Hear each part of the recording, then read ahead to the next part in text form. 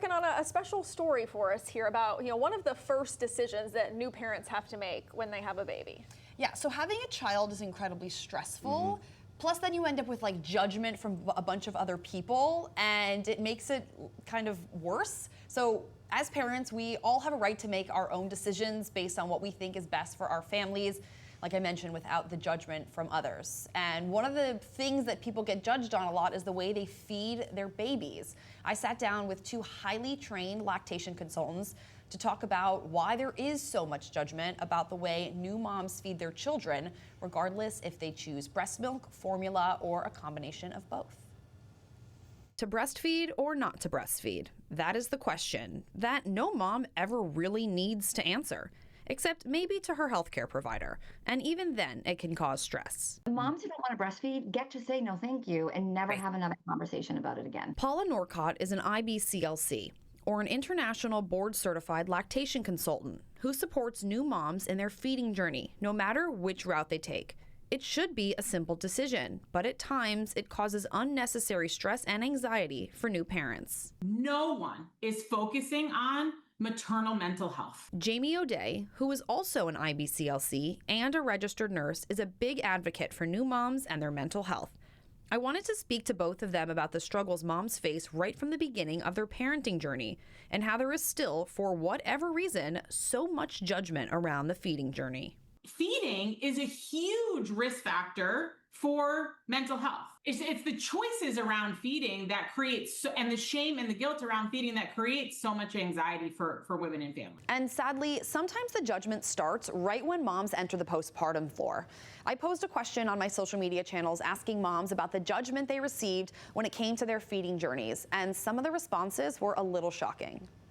Nurses came in wearing shirts that said, "Breast is best." A doctor told me my baby was too chunky and that I should stop nursing them so much. All of the information made me feel overwhelmed and confused. Sadly, judgment like this is so common, but there are people out there rooting for new moms, like Paula and Jamie, and supporting them in every step of their journey, no matter how it looks. I then asked them about ways new moms and parents can feel empowered when going into this new phase of life. Make a list of the people who you turn to for sound parenting advice. Anytime you get unsolicited advice from anybody who's not on your list, you have permission to think to yourself, or maybe sometimes even say out loud, like, thanks, but no thanks. It can definitely be hard to drown out the outside noises and opinions, but there are ways to feel supported.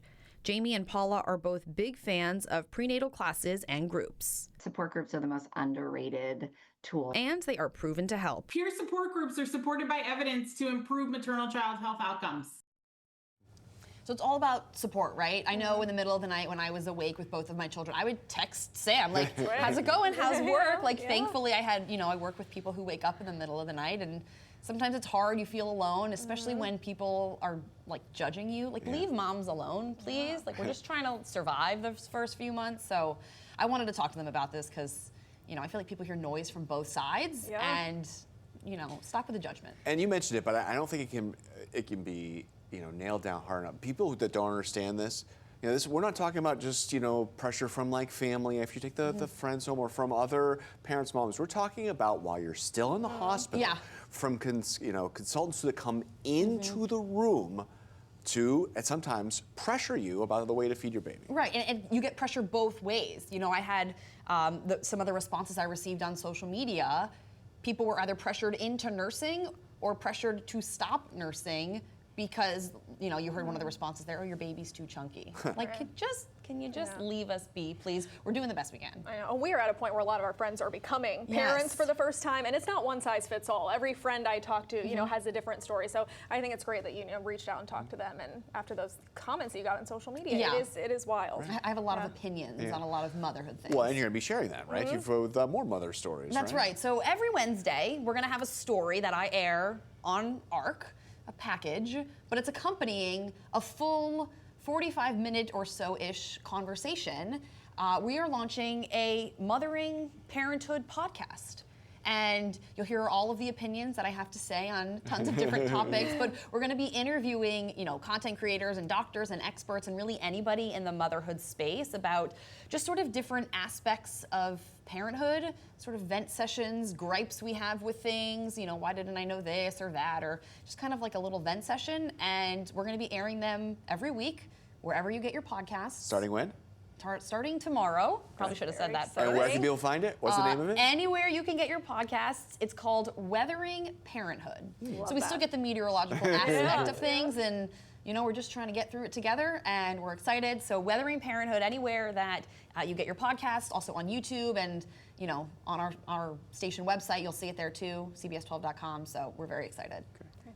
All right, Lauren, thank you. Thank you guys.